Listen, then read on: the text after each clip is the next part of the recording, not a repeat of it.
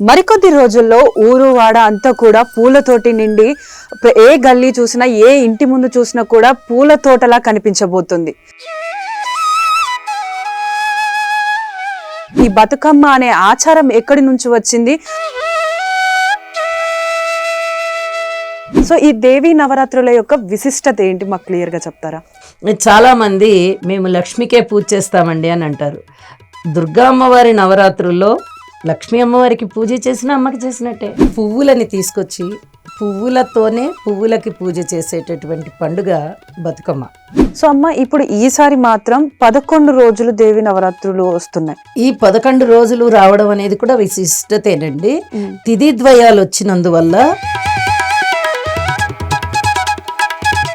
ముఖ్యంగా ఎలాంటి స్తోత్రనామాలతో పూజిస్తే అమ్మవారి అనుగ్రహం మన పైన? అమ్మవారిని పూజించడానికి ఒక స్తోత్రమా ఎన్ని లేవండి. 9 రోజులు కూడా 9 రకాలైనటువంటి నైవేద్యాలు పెడతారు. పెట్టి ఆటలాడి చివరికి అమ్మవారిని లలితా సహస్రనామాలు ఉన్నాయి. మీరు దేనితో పూజించినా అమ్మ ఆనందిస్తుంది. శ్రీమాత, శ్రీ మహారాజ్ని, శ్రీమత్ సింహాసనేశ్వరి, చిదగ్నికుండ సంభూత, దేవకార్య సముద్యత. మరికొద్ది రోజుల్లో ఊరు వాడ అంతా కూడా పూలతోటి నిండి ఏ గల్లీ చూసినా ఏ ఇంటి ముందు చూసినా కూడా పూల తోటలా కనిపించబోతుంది. బతుకమ్మ అనేది ఈ నెల 22వ తారీఖు నుంచి అయితే స్టార్ట్ అవ్వబోతుంది. మరి ఈ దేవీ నవరాత్రుల యొక్క విశిష్టత ఏంటి? అసలు ఈ పూలతోటి మనం దేవతలను ఎందుకు కొలుస్తున్నాం? ఈ బతుకమ్మ అనే ఆచారం ఎక్కడి నుంచి వచ్చింది? అలాగే ఈ నవరాత్రుల యొక్క విశిష్టత ఏంటి అన్న విషయాలన్నింటినీ కూడా తెలుసుకోవడానికి ప్రస్తుతం మనతో పాటు భార్గవి బూదరాజు గారు, PhD in astrology, PhD in Telugu and BEd వారు ఉన్నారు. సో వారిని అడిగి మరిన్ని విషయాలు తెలుసుకుందాం. నమస్తే అమ్మ. నమస్తే అండి. సో అమ్మ, ఇప్పుడు మరికొద్ది రోజుల్లో మన ఆడవాళ్ళకి ఎంతో ఇష్టమైనటువంటి పండగ, అన్ని పండుగలు ఇష్టమే, అందులో ముఖ్యమైనటువంటిది ఈ బతుకమ్మ పండుగ అనేది అయితే స్టార్ట్ అవ్వబోతుంది. సో ఈ దేవీ నవరాత్రులు అని కూడా అంటాం మనం ఈ బతుకమ్మ పండుగని.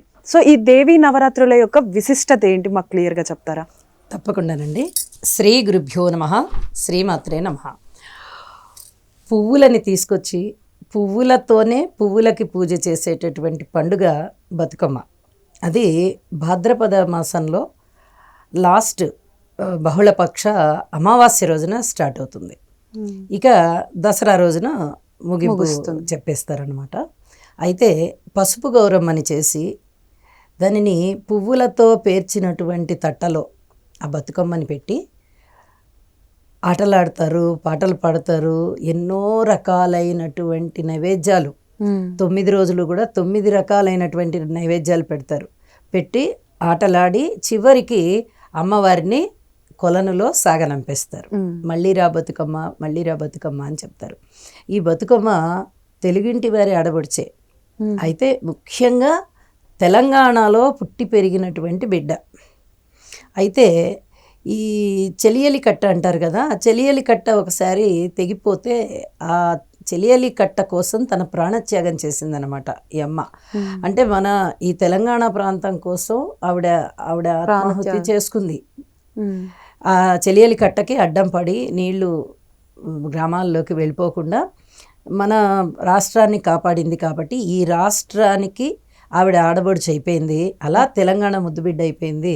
ప్రతి ఏటా కూడా పూజలు అందుకుంటోంది. అది బతుకమ్మ యొక్క విశిష్టత. మన తెలంగాణ గవర్నమెంట్ వాళ్ళు కూడా ఈ బతుకమ్మ ఆటని చాలా చాలా బాగా వృద్ధి చేశారు. దేశాల్లో కూడా బతుకమ్మ ఆటలు ఆడుతున్నారు, పాటలు పాడుతున్నారు. అంటే అది తెలంగాణ గవర్నమెంట్ చేసినటువంటి అభివృద్ధి. ఇది ముఖ్యంగా చెప్పుకోవాలి. ఇది గౌరమ్మే, వేరే ఎవరో కూడా కాదు. బతుకమ్మ అంటే అమ్మవారు అనమాట. ఇప్పుడే దేవీ నవరాత్రులు కూడా ప్రారంభమవుతాయి. ఒక్కరోజు ముందరే మనకి బతుకమ్మ మొదలవుతుంది. మరుసటి రోజు నుంచి దేవీ నవరాత్రులు మొదలవుతాయి. ఇక ఈ బతుకమ్మ ఆటలు ప్లస్ దేవీ నవరాత్రులు రెండు కలిపి వస్తాయి. కాబట్టి ఈ పండుగకి చాలా చాలా విశేషం ఉంది. సో అమ్మ ఇప్పుడు 9 రోజులు అమ్మవారిని మనం కొలుస్తూ ఉంటాం. మన దగ్గర వచ్చేసరికి 9 రోజులు కూడా బతుకమ్మని చేస్తూ ఉంటారు. మనందరం వెళ్ళి కూడా ఆడుకుంటుంటాం. ఒక్కొక్క రోజు ఒక్కొక్క బతుకమ్మగా పిలుస్తారు. అంటే ఎంగిలి పువ్వు బతుకమ్మ అని, ఇట్లా సద్దుల బతుకమ్మ అని ఇలా పిలుస్తూ ఉంటారు. సో ఈ రోజులకు ఉన్నటువంటి అమ్మవారి యొక్క విశిష్టత ఏంటి? విశిష్టత అంటే ఆ రోజున ఆ పూలతో ఆ ప్రసాదంతో అమ్మవారిని పూజిస్తారండి. ఇక వేరే ఇతరత్ర ఏమి అవతారాలు అమ్మవారికి ఉన్నట్టుగా అలా లేవు. ఎంగిలి పూల బతుకమ్మ అంటే నిన్నటి పూలతో పూజ చేయడం, సద్దుల బతుకమ్మ అంటే అటుకులు నైవేద్యం పెట్టడం, అట్ల బతుకమ్మ అంటే అట్లు నైవేద్యం పెట్టడం, ఇలా తర్వాత నానిన బియ్యాన్ని ఒకరోజు నైవేద్యం పెడతారు, పప్పుల పొడిని ఒకరోజు నైవేద్యం పెడతారు. ఇలాగా ఒక్కొక్క రోజు బతుకమ్మకి ఒక్కొక్క రకమైన ఈ పేర్లే తప్ప ఇక విశిష్టత అనేది ఏమీ లేదు. ఆ 9 రోజులు 9 రకాల బాలగా ఆమెని పూజిస్తూ 9 రోజులు అయిపోయిన తదుపరి ఆమెని ఇంకా సాగనంపేస్తారనమాట. అన్ని రకరకాల పూలతో పూజ చేయడమే ఎక్కువగా విశిష్టత. ఓకే. సో అమ్మ ఇప్పుడు ఈసారి మాత్రం 11 రోజులు దేవి నవరాత్రులు వస్తున్నాయి. సో ఈసారి ఎలా ఉండబోతుంది ఈ 11 రోజుల వల్ల? ఈ 11 రోజులు రావడం అనేది కూడా విశిష్టతేనండి. తిథిద్వయాలు వచ్చినందువల్ల మనకి 9 రోజులు కాస్త 11 రోజులు అయ్యాయి. అయినంత మాత్రాన ఏమీ నవరాత్రులలో ప్రత్యేకంగా ఇది ఏదో గొప్పగా చెప్పుకోదగ్గది కాదు. ఇంకొక 2 అవతారాలు మనం ఎక్కువగా అమ్మవారికి అవతరింపజేసుకొని పూజలు చేస్తాం. అది ఏమిటి అంటే ఈసారి వచ్చినటువంటిది కాత్యాయని దేవి. 4వ రోజున కాత్యాయని దేవి అనేటటువంటి అలంకారం వేస్తాము. అలాగే 6వ రోజున చండీ అనేటటువంటి అవతారాన్ని వేస్తాము. ఈ 2 అవతారాలు కూడా మహిషాసురమర్ధిని రూపానికి సంబంధించినటువంటి ఆ అమ్మకి సంబంధించిన అవతారాలే కాబట్టి ఆ కథలోని విశిష్టతలే మనం అప్పుడు కూడా చెప్పుకుంటూ ఉంటాము. అమ్మవారిని ఆ పేర్లతో పూజించుకుంటాము, ఆ పేర్లతో స్తుతించుకుంటాము. కాబట్టి 11 రోజులైనా 9 రోజులైనా ఒక 2 అవతారాలు పెరుగుతున్నాయి తప్ప దేవీ నవరాత్రులకి ఉండే విశిష్టత ఆ విశిష్టతే. 11 రోజులున్నా అదే విశిష్టత. సో ఇప్పుడు ఈ 2 అవతారాలకి మనం ప్రత్యేకంగా, అంటే ఇప్పుడు మీరు అన్నట్టు మనం రెగ్యులర్గా పూలతోటి ఏదైతే కొలుచుకుంటామో అది కాకుండా ఇంకా వేరే ఏమైనా పూజలు చేయాలి? ప్రత్యేకమైనటువంటిది ఏమీ లేదండి. మామూలుగా ఇప్పుడు మొదటి రోజునేమో బాలా త్రిపుర సుందరి వేస్తారు, 2వ రోజున గాయత్రి వేస్తారు, 3వ రోజున అన్నపూర్ణ వేస్తారు, 4వ రోజున కాత్యాయని వేస్తారు, 5వ రోజు లలిత, 6వ రోజు చండి, 7వ రోజు మహాలక్ష్మి, 8వ రోజున సరస్వతి, 9వ రోజున దుర్గా, 10వ రోజున మహిషాసురమర్ధిని. ఇక 11వది వచ్చింది కాబట్టి ఈసారి రాజరాజేశ్వరి. ఓకే. చివరి రోజు, ఎప్పుడైనా చివరి రోజు రాజరాజేశ్వరి, ఈసారి కూడా అంతే. సో ఈ విధంగా అమ్మవారిని అలంకరింపజేసి ఆ స్తోత్రనామాలతో పూజిస్తారు.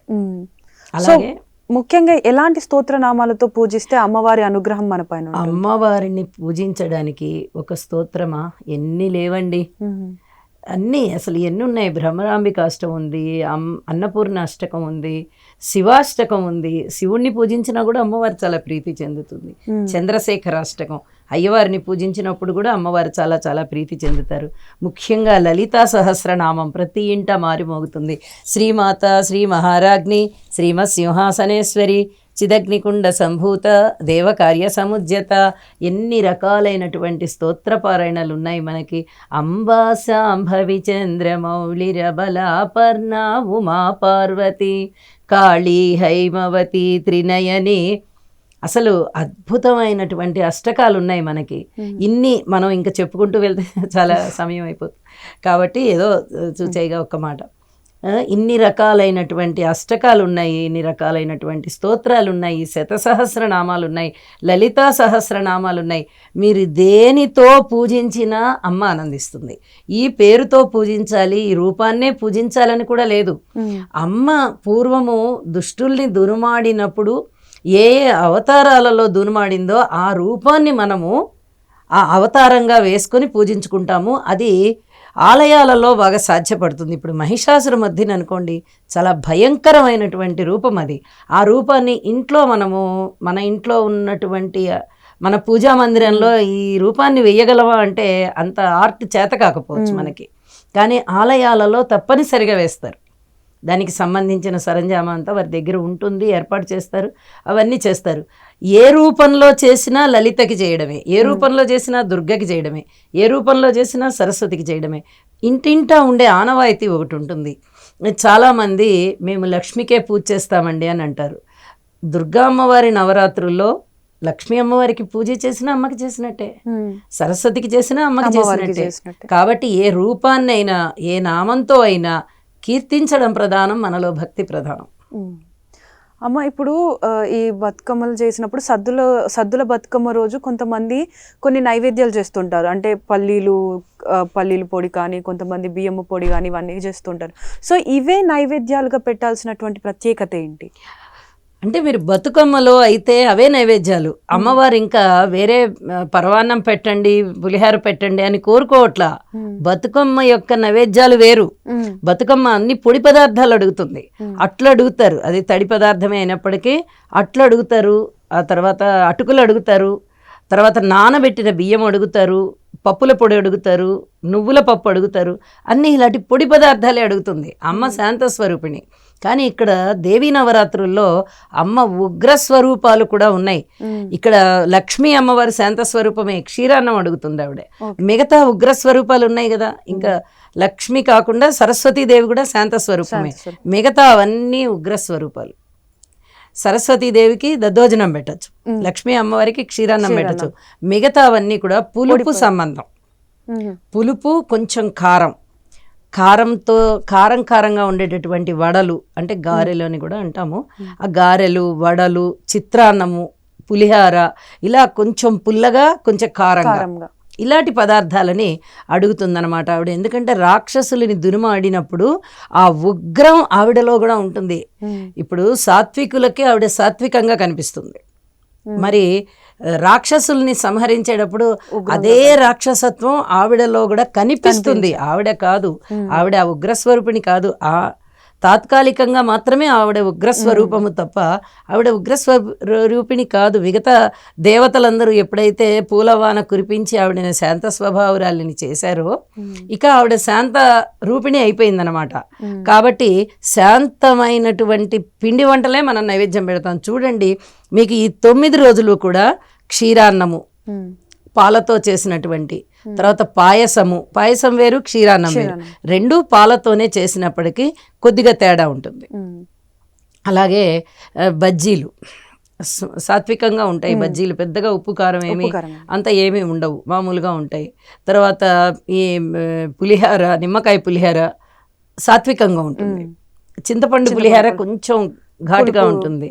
అట్లా ఇలా సాత్వికమైనవన్నీ, మధ్య మధ్యలో చింతపండు పులిహార లాంటి గమకమైనవన్నీ అలాంటివే నైవేద్యాలు ఉంటాయి. రంగులు కూడా అంతే. అమ్మవారికి కట్టేటటువంటి రంగులు మనము కిందటి సంవత్సరం వరకు కూడా నవరాత్రుల్ని 9 అవతారాలతోనే చేసినప్పుడు స్వర్ణ కవచాలంకృత దుర్గాని మొట్టమొదటి రోజు అవతారం వేసేవారు ఆలయాల్లో. అయితే ఇప్పుడు స్వర్ణ కవచాలంకృత దుర్గ వేయట్లేదు, బాలా త్రిపుర సుందరిని వేస్తున్నారు మొట్టమొదటి రోజున. ఈ సంవత్సరం తిథి ద్వయాలు వచ్చాయి, 11 రోజులు వచ్చేసింది కాబట్టి. అయితే బంగారపు రంగులో ఉన్నటువంటి రంగుని అవతరింపజేస్తారు అమ్మవారికి. అంటే సాత్వికం అన్నమాట ఆవిడ స్వర్ణ కవచాలంకృత దుర్గ అంటే. బాలా త్రిపుర సుందరి అంటే బాల రూపంలో ఉంటుంది కాబట్టి పరికిణిను జాకెట్ వేస్తున్నారు. అది ఆకుపచ్చ కానీ ఎరుపు కానీ ఏదైనా వేస్తారు. ఇంకా ఆ పరికిణి జాకెట్కి బలానా రంగనే. మిగతా గాయత్రికి చూడండి ఎరుపు రంగు వేస్తారు, మహాలక్ష్మికి ఆకుపచ్చ రంగు వేస్తారు, సరస్వతి అమ్మవారికి పూర్తిగా ఆవిడ ధవళ వస్త్రధారిణి తెలుపు రంగు వేస్తారు. అలాగే లలిత అమ్మవారికి ఎరుపు రంగు వేస్తారు. మహిషాసుర మర్దినికి కూడా ఎరుపు కానీ నీలం కానీ వేస్తారు. అంటే ఆ యొక్క తత్వాన్ని బట్టి ఆ రంగుల్ని నిర్ణయించారు తప్ప అమ్మ ఈ రూపంలోనే ఉంది లేదా ఈ వస్త్రమే కట్టుకుందని లేదు. మన దేవి భాగవతమే ప్రామాణికం.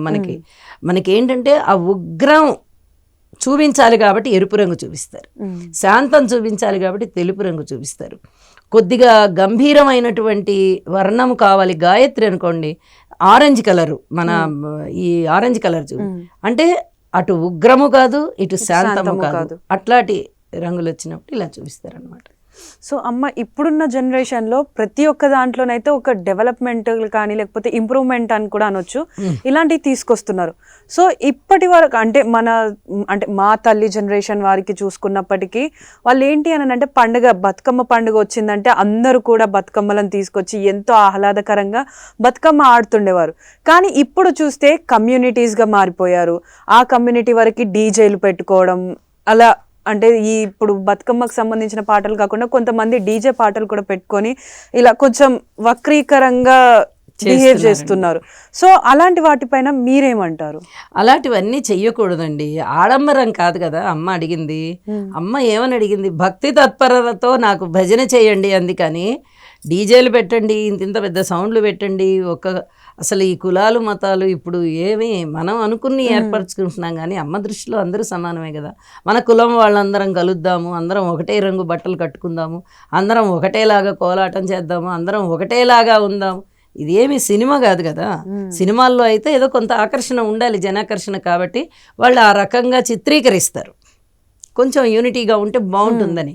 మనము భక్తి తత్పరతతో చేసుకునేటటువంటి పాటలు, పద్యాలు, భజనలు ఇవన్నీ విపరీత ప్రదర్శన ధోరణిలోకి వెళ్ళిపోతే మనలో ఉన్న భక్తి అమ్మవారికి ఎంతవరకు చేరుతుందనేది ఎవరికి వాళ్ళు ఆలోచించుకోవాలి.